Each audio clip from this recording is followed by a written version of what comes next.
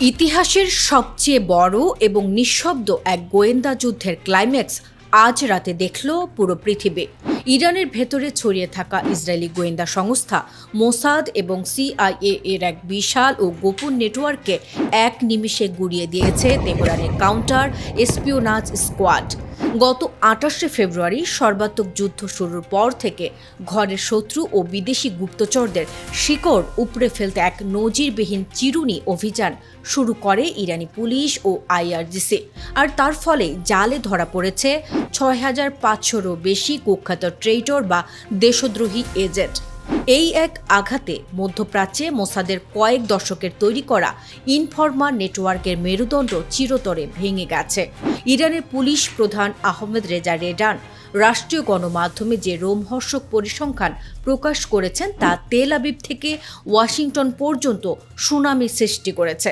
ধৃত ৬,৫০০ এজেন্টের মধ্যে ৫৬৭ জন সরাসরি অ্যান্টি রেভলিউশনারি বা নাশকতামূলক গোষ্ঠীর সাথে যুক্ত ছিল, যারা যুদ্ধের সময় ভেতরে গোপন তথ্য ইসরায়েলি বিমান বাহিনীকে সরবরাহ করত। তেহরান এখন তাদের জন্য গ্রহণ করেছে এক নির্মম নো মার্সি বা দয়াহীন ডক্ট্রিন। বিগত কয়েক সপ্তাহে ৩১ জন শীর্ষ পলিটিক্যাল স্পাই ও বেইমানকে ইতিমধ্যে ফাঁসি কাষ্ঠে ঝুলিয়েছে ইরানের কঠোর বিচার বিভাগ। ধৃতদের রাষ্ট্রীয় টেলিভিশনে এনে তাদের অপরাধ স্বীকার করানোর পর প্রকাশ্যে প্যারেড করানো হচ্ছে, যা বাকি থাকা শত্রুদের মনে এক পৈশাচিক ত্রাস সৃষ্টি করেছে। ভেতরের এই বিদ্রোহ দমনে গত ৮০ রাত ধরে লাখ লাখ ইরানি সমর্থক রাজপথে অবস্থান নিয়ে সরকারের প্রতি ইস্পাত কঠিন আনুগত্য প্রদর্শন করে চলেছে। ঠিক এমন এক রুদ্ধশ্বাস পরিস্থিতিতে আমেরিকার প্রেসিডেন্ট ডোনাল্ড ট্রাম্প রবিবার সোশ্যালে এক ভয়ঙ্কর হুঙ্কার ছেড়ে বলেছেন, ইরানের জন্য সময় ফুরিয়ে আসছে। তারা যেন দ্রুত আত্মসমর্পণ করে, না হলে তাদের অস্তিত্বের কিছুই অবশিষ্ট থাকবে না।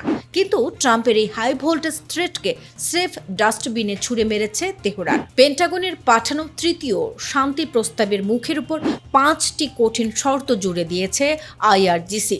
আমেরিকা দাবি করেছিল ইরানের পরমাণু ল্যাবে থাকা ৪০০ কেজিরও বেশি নিউক্লিয়ার গ্রেড ইউরেনিয়াম ওয়াশিংটনের হাতে তুলে দিতে হবে।